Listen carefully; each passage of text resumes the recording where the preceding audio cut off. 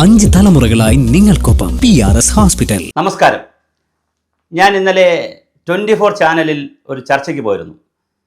ബേപ്പൂർ തീരത്ത് വെച്ചിട്ടുള്ള അടുത്ത് വെച്ച് കപ്പലിൽ നടന്ന തീപിടുത്തത്തിനെ കുറിച്ചുള്ള ചർച്ചയ്ക്കാണ്. ആ ചർച്ചയിൽ എന്നോടൊപ്പം വളരെ പ്രമുഖരായ പലരും ഉണ്ടായിരുന്നു. രാഷ്ട്രീയ നേതൃത്വത്തിൽ നിന്നും രാഷ്ട്രീയക്കാരെ അല്ലെങ്കിൽ ഇടതുപക്ഷത്തെയൊക്കെ ന്യായീകരിക്കുന്നതിനും ഒരാളുണ്ടായിരുന്നു. ഞാൻ പേരുകൾ പറയുന്നില്ല, വ്യക്തിപരമായി പേരുകൾ പറയുന്നത് എനിക്ക് ഇഷ്ടമല്ല, അതുകൊണ്ട് അത് പറയുന്നില്ല. അപ്പോൾ അതിൻ്റെ കൂടി പശ്ചാത്തലത്തിലാണ് ഞാൻ ഈ വീഡിയോ ചെയ്യുന്നത്. കേരളത്തിൻ്റെ തീരങ്ങളിൽ MSC എന്ന് പറയുന്ന, അതായത് ആദ്യ കൊച്ചിയുടെ തീരത്ത് നിന്ന് 20 നോട്ടിക്കൽ മൈലിനകത്ത് ഒരു കപ്പൽ അപകടം ഉണ്ടായി. അത് കപ്പൽ മറിയുകയാണ് ചെയ്തത്. 10-60 കണ്ടെയ്നറുകൾ ഉണ്ടായിരുന്നു. അതിൽ 10-13 കണ്ടെയ്നറുകളിൽ വലിയ പ്രശ്നമായിരുന്നു, പ്രശ്നമുള്ള വസ്തുക്കളായിരുന്നു. അത് വടക്കോട്ട് പോകുമെന്ന് ദുരന്ത നിവാരണ അതോറിറ്റി പറഞ്ഞു. വടക്കുള്ളവർ, കൊച്ചിക്ക് നോർത്തേൺ പാർട്ടിലുള്ളവർ ശ്രദ്ധിക്കണമെന്ന് പറഞ്ഞു. പക്ഷേ കടലിന് ഇതൊന്നും അറിഞ്ഞിടാത്ത ദുരന്ത നിവാരണ അതോറിറ്റി ഒന്നും കടലിന് പ്രശ്നമല്ലാത്തതുകൊണ്ട് തെക്കോട്ടാണ് വന്നത്. കരുനാഗപ്പള്ളി വരെ, അഞ്ചുതെങ്ങ് വന്നില്ല, ഏകദേശം കരുനാഗപ്പള്ളി കൊല്ലം വരെയൊക്കെ അത് വന്നു. അത് വലിയ പ്രശ്നങ്ങൾ ഉണ്ടാക്കി. ഇപ്പോൾ ആളുകൾ കടൽ തീരത്ത് ധാരാളം പ്ലാസ്റ്റിക്കിൻ്റെ മൈക്രോ പ്ലാസ്റ്റിക് കരയിലേക്ക് വരുന്നു, അത് വാരുന്നു. അങ്ങനെ വലിയ പ്രതിസന്ധിയാണുള്ളത്. അപ്പോൾ അത് സംബന്ധിച്ച് കേസ് എടുത്തിട്ടുണ്ടോ എന്നുള്ളൊരു ചോദ്യമുണ്ട്. എന്തുകൊണ്ട് അതിൻ്റെ കേസ് എടുത്തില്ല എന്നൊരു ചോദ്യം വന്നിരുന്നു. അപ്പോൾ ഞാനിത് കാര്യങ്ങൾ ഒരു എൻ്റെ യൂട്യൂബ് ചാനലിൽ വന്നിരുന്ന അല്ലെങ്കിൽ ഡിജിറ്റൽ മീഡിയയിൽ വന്നിരുന്ന് പറയുമ്പോൾ വെറുതെ അങ്ങോട്ട് തള്ളി മറിച്ചതുകൊണ്ട് കാര്യമില്ല. അപ്പോൾ ഞാൻ ചില ആധികാരികമായ തെളിവുകൾ കൂടി വെച്ചുകൊണ്ടാണ് സംസാരിക്കുവാൻ. ഇന്നലെ ഞാൻ ചാനലിൽ ഇരുന്നപ്പോൾ, 24 ഇരുന്നപ്പോൾ, അവിടെ എൻ്റെ സഹപാനലിസ്റ്റായ ഒരു വ്യക്തി പറഞ്ഞു, ഈ ഇടതുപക്ഷത്തെ ന്യായീകരിക്കാൻ വന്നൊരു വ്യക്തി പറഞ്ഞു, നമ്മൾക്ക് ഗൂഗിളിൻ്റെയും ഒക്കെ കാലത്താണ് നമ്മൾ താമസിക്കുന്നത്, അതുകൊണ്ട് കേസെടുക്കാൻ MSC കൊച്ചിയിൽ നടന്ന കപ്പലിൻ്റെ അപകടത്തെപ്പറ്റി കേസെടുക്കാൻ നമുക്ക് വകുപ്പില്ല, അത് ഇൻ്റർനാഷണൽ ലോ ആണെന്നൊക്കെ പറഞ്ഞ് വേണ്ട വിധത്തിൽ തള്ളിമറിച്ചു. അപ്പോൾ തന്നെ ഞാൻ ചില ന്യായവാദങ്ങൾ അവിടെ വച്ചിരുന്നു. എന്താണ് ഇത് സംബന്ധിച്ച് നിലവിൽ ഈ രാജ്യത്തുള്ള നിയമം? ഇത് ഇന്നത്തെ കേരള കൗമുദിയുടെ 4ാമത്തെ പേജാണ് പത്രം. ഈ പത്രത്തിൽ, ഇത് കേരള കൗമുദിയുടെ പത്രമാണ്, ഇന്നത്തെ പത്രമാണ്, 4ാമത്തെ പേജാണ്. ദുരൂഹതയുടെ നടുക്കടൽ എന്നാണ് ഈ പത്രത്തിൻ്റെ ആ 4ാമത്തെ പേജിൻ്റെ ടൈറ്റിൽ തന്നെ. പകുതിയിലധികം അല്ലെങ്കിൽ 3/4 ഭാഗത്തോളം വാർത്തകളും എന്തിനെക്കുറിച്ചാണ്? കപ്പൽ അപകടങ്ങളെക്കുറിച്ചാണ്. അതിൽ ഒരു ഭാഗം ഞാൻ അങ്ങ് നേരിട്ട് വായിക്കുകയാണ്. ഇതാ ഈ വരച്ചിരിക്കുന്ന ഭാഗം നേരിട്ട് അങ്ങ് വായിക്കുകയാണ്. കാരണം ഇത് പറയുമ്പോൾ ഈ ചാനലിൽ ആരെങ്കിലും അല്ലെങ്കിൽ ഡിജിറ്റൽ മീഡിയയിൽ ഓൺലൈനിൽ പറയുമ്പോൾ അതൊക്കെ തള്ളാണ്, അല്ലെങ്കിൽ അയാളുടെ രാഷ്ട്രീയമുണ്ട്, പറയുന്ന ആളിൻ്റെ കുഴപ്പമെന്നൊക്കെ പറയാം. അത് വേണ്ട. നമുക്ക് സത്യസന്ധമായി ജീവിക്കാം. സത്യം പറഞ്ഞുകൊണ്ട് നമുക്ക് സമൂഹത്തിൽ ഇടപെടാം.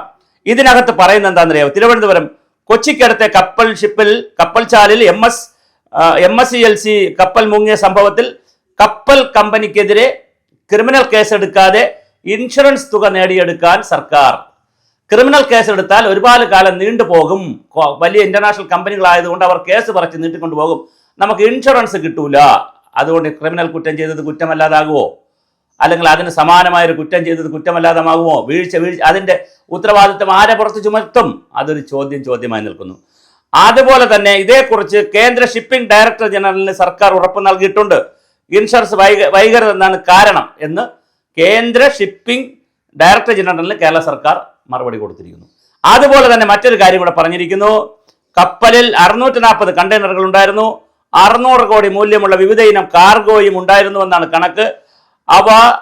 ആവാസ വ്യവസ്ഥയിലെ നാശനഷ്ടത്തിന് മത്സ്യത്തൊഴിലാളികൾക്ക് ജീവനോപാധി മുടക്കിയതിനും നഷ്ടപരിഹാരം നേടിയെടുക്കാനാണ് കേരളം ശ്രമിക്കുന്നത്. നല്ല കാര്യം. പക്ഷേ തെറ്റ് ചെയ്തതിൻ്റെ ശിക്ഷ ആരനുഭവിക്കും? ആ കേസ് ആര് പറയും? അടുത്തൊരു കാര്യം കൂടി പറഞ്ഞു, അതാണ് നേരെ തമാശ. നേരത്തെ മഹാരാഷ്ട്രയിൽ MSC ചിത്ര കടലിൽ നിന്ന് എണ്ണ ചോർന്നപ്പോൾ പോലീസ് കേസെടുത്തിരുന്നു. മഹാരാഷ്ട്രയിലെ ലോക്കൽ പോലീസ് FIR എടുത്തിരുന്നു. പ്രേക്ഷകർ ഇത് കൃത്യമായിട്ട് കേൾക്കണം. അത് കഴിഞ്ഞിട്ട് വിഴിഞ്ഞം തുറമുഖമായി സഹകരിക്കുന്ന അവിടെയാണ് ട്വിസ്റ്റ്. കേരള കൗമുദിയാണേ, ഇന്നത്തെ പത്രത്തിലെ റിപ്പോർട്ടറാണ്. അവിടെയാണ് അടുത്ത ട്വിസ്റ്റ്. വിഴിഞ്ഞം തുറമുഖവുമായി സഹകരിക്കുന്ന ഏജൻസിയാണ്, കപ്പൽ ഏജൻസിയാണ് MSC. ഈ കൊച്ചിയിലുണ്ടായ കപ്പൽ അപകടത്തിലെ കപ്പൽ, അതുകൊണ്ട് കൂടി നമ്മൾ കേസെടുക്കുന്നില്ല. അതൊരു വല്ലാത്തൊരു തള്ളായിപ്പോയി, ഒരു സർക്കാരിൻ്റെ വല്ലാത്തൊരു നിഗമനമായിപ്പോയി. അദാനി തന്നെ, ഞാൻ അദാനിയുടെ പോർട്ട് വന്നപ്പോൾ അവിടുത്തെ പാരിസ്ഥിതിക വിഷയങ്ങളെയും മത്സ്യത്തൊഴിലാളി പ്രശ്നങ്ങളെയൊക്കെ ബാധിക്കുന്നതിനെ സംബന്ധിച്ചുള്ള പ്രശ്നങ്ങൾ ഇപ്പം നിലനിൽക്കുമ്പോൾ തന്നെ ആ പോർട്ടിൻ്റെ ഗുണഗണങ്ങളെക്കുറിച്ച് ഞാൻ വീഡിയോ ചെയ്തിരുന്നു. ഇതിനകത്ത് വീഡിയോ ചെയ്തിരുന്നു. നിങ്ങൾ കുറച്ച് ബാക്കിലോട്ട് വലിച്ചു നോക്കിയാൽ കാണാൻ പറ്റും. ഇതിനകത്ത് തന്നെ വീഡിയോ ചെയ്തിരുന്നു. ആ അമ്മ കപ്പൽ എന്ന് പറഞ്ഞൊരു വീഡിയോ ചെയ്തിട്ടുണ്ട് വിഴിഞ്ഞത്തിന്റെ ഗുണങ്ങളെക്കുറിച്ച്. നമ്മൾ ഗുണങ്ങൾ പറയാം, പക്ഷെ ദോഷങ്ങൾ പറയാതിരിക്കാൻ പറ്റില്ല. അദാനിയും ഇന്ത്യൻ ഭരണഘടനയ്ക്ക് താഴെയല്ലേ? ഇനി അദാനിയുടെ കപ്പൽ തന്നെ, അദാനിയുടെ ഇത് ബന്ധമേ പറയുന്നുള്ളൂ, സുഹൃത്ത് ബന്ധേ പറയുന്നുള്ളൂ. അദാനിയുടെ കപ്പൽ തന്നെ, അദാനിക്ക് സ്വന്തമായി കപ്പലുണ്ടല്ലോ, കപ്പൽ തന്നെ അപകടത്തിൽ പോയെങ്കിൽ അല്ലെങ്കിൽ ഇങ്ങനെയൊക്കെ പറ്റിയെങ്കിലും കേസെടുക്കണ്ടേ? ഭരണഘടനയ്ക്ക് താഴെയല്ലേ? ഇതൊന്നും സുഹൃത്ത് ബന്ധത്തിലോ അല്ലെങ്കിൽ പരസ്പര ബന്ധുമിത്രാദികളുടെ കാര്യമൊന്നുമല്ല. നമ്മുടെ രാജ്യത്ത് IPCയുടെയും CRPCയുടെ ഒക്കെ കാര്യങ്ങളാണ്. അപ്പൊ കേസെടുക്കണ്ടേ? ആ ഒരു ചോദ്യമുണ്ട്. തീരത്ത് നിന്ന് 200 നോട്ടിക്കൽ മൈൽ പരിധിയിലുള്ള അനിഷ്ട സംഭവങ്ങൾ ഉണ്ടായാൽ കോസ്റ്റൽ പോലീസിന് കേസെടുക്കാവുന്നതാണ്. വീണ്ടും കേരള കൗമുദി. അടുത്ത കേരള കൗമുദി വീണ്ടും പറയുന്നു, കേരള ലക്ഷദ്വീപ് മേഖലകളിലെ എക്കണോമിക് സോണുകളുമായി ബന്ധപ്പെട്ട് ഉണ്ടാകുന്ന സംഭവങ്ങളിൽ കേസെടുക്കാനുള്ള ചുമതല ഫോർട്ട് കൊച്ചിയിലെ കോസ്റ്റൽ പോലീസിനാണ്. ഇതെല്ലാം നിങ്ങൾ കേൾക്കണം കേട്ടോ. ഇതൊക്കെ പറയുമ്പോഴാണ് നമ്മളെ ആളുകൾ വന്നിരുന്ന് ന്യായീകരിക്കുകയും തള്ളിമറിക്കുകയൊക്കെ ചെയ്യുന്നത്. ഇനി ഇന്ത്യൻ ഭാരതീയ ന്യായ സംഹിത, അത് നേരത്തെ IPC ഒക്കെ ആയിരുന്നു. ഇപ്പോൾ ഭാരതീയ ന്യായ സംഹിതയിൽ 282, 125, 324 വകുപ്പുകൾ പ്രകാരവും പരിസ്ഥിതി നിയമത്തിലെ 15, 7, 8, 9, 15 വകുപ്പുകളും ചേർത്ത് കേസെടുക്കാം. ഇത് അടുത്തൊരു വിഷയം. ഇനി ഇത് കഴിഞ്ഞിട്ട് ഇന്നലെ ചാനലിൽ ഞാൻ ചർച്ചയ്ക്ക് ഇരുന്നപ്പോൾ തന്നെ എൻ്റെ പാനലിസ്റ്റ് പറഞ്ഞു, ഗൂഗിളിലൊക്കെ കയറി നോക്കൂ, ഒരുപാട് കാര്യങ്ങൾ കിടക്കുന്നുണ്ട്, ഇന്റർനാഷണൽ ലാ ഒക്കെ ഉണ്ടെങ്കിൽ നമുക്കൊന്നും ചെയ്യാൻ പറ്റത്തില്ല. അപ്പൊ തന്നെ ഞാൻ ഗൂഗിളിൽ നോക്കി. ഇപ്പൊ ഗൂഗിളിനേക്കാൾ കുറച്ചുകൂടെ അഡ്വാൻസ്ഡ് ആണല്ലോ ചാറ്റ് GPT. ഞാൻ മലയാളത്തിൽ തന്നെ ചാറ്റ് GPTയിൽ അടിച്ച് ചോദിച്ചു, ഇന്ത്യൻ തീരത്ത് സംഭവിച്ച ആഗോള കപ്പൽ വ്യാപാര അപകടങ്ങളിൽ പ്രാദേശിക പോലീസ് കേസെടുത്ത ഏതെങ്കിലും സംഭവങ്ങളുണ്ടോ? നിരവധി സംഭവങ്ങളാണ് ചൂണ്ടിക്കാണിച്ചിരിക്കുന്നത് എനിക്ക് തന്ന ചാറ്റ് GPTയിൽ. ഒന്ന്, എൻറിക്ക ലെക്സി കേസ് 2012. അന്ന് പിന്നെ നമ്മുടെ ഉമ്മൻചാണ്ടിയാണ് ഭരിച്ചുകൊണ്ടിരുന്നത്. അന്ന് പിണറായി വിജയൻ പറഞ്ഞത് പിന്നെ ഇറ്റാലിയൻ കമ്പനി ആയതുകൊണ്ട് ഇറ്റലിയെ, സോണിയാഗാന്ധിയുടെ കെയർ ഓഫിൽ ഇറ്റലിയെ സംരക്ഷിക്കാൻ പോകുന്നു ഉമ്മൻചാണ്ടി എന്നൊക്കെ പറഞ്ഞ് വലിയ ബഹളം ഉണ്ടാക്കി. പക്ഷെ നമ്മൾ കേസെടുത്തു. അന്ന് കേസെടുത്തു 2012 എൻറിക്ക ലെക്സി കേസെടുത്തു. IPC സെക്ഷൻ 302 പ്രകാരമാണ് അന്ന് കേസെടുത്തത്, FIR രജിസ്റ്റർ ചെയ്തത്. അതുപോലെ തന്നെ 2013 MV seaman guard Ohio case, അതും കേസെടുത്തു. തമിഴ്നാട്ടിലെ തൂത്തുക്കുടിയിൽ വെച്ചാണ് അവരെ അതിന്റെ പിന്നെ ആ സംഭവത്തിനെ സംബന്ധിച്ച് കേസ് ഉണ്ടാകുന്നത്. അന്നും പോലീസ് കേസുണ്ടായി. 2016 അതിനെ സംബന്ധിച്ച് ജഡ്ജ്മെന്റ് ലഭിച്ചെങ്കിലും 2017 ചെന്നൈ അപ്പീൽ കോടതി അവർക്കെതിരെ FIR ഒഴിവാക്കി. അത് വേറെ കഥ. പക്ഷെ അങ്ങനെ സംഭവിച്ചു. ലൈബീരിയ ഫ്ലാഗ്ഡ് MSC എൽസ 3, ഞാൻ ഈ പറഞ്ഞ 2025 ഇപ്പൊ നടന്ന കേസ്. അതുപോലെ അതിൽ പക്ഷേ റിപ്പോർട്ട് ചെയ്തിട്ടില്ല. മഹാരാഷ്ട്രയിൽ ലോക്കൽ പോലീസ് കേസെടുത്തു. എൽസിക്കാർ പിന്നെ എന്താണ് പറയുക, കേസെടുത്തു.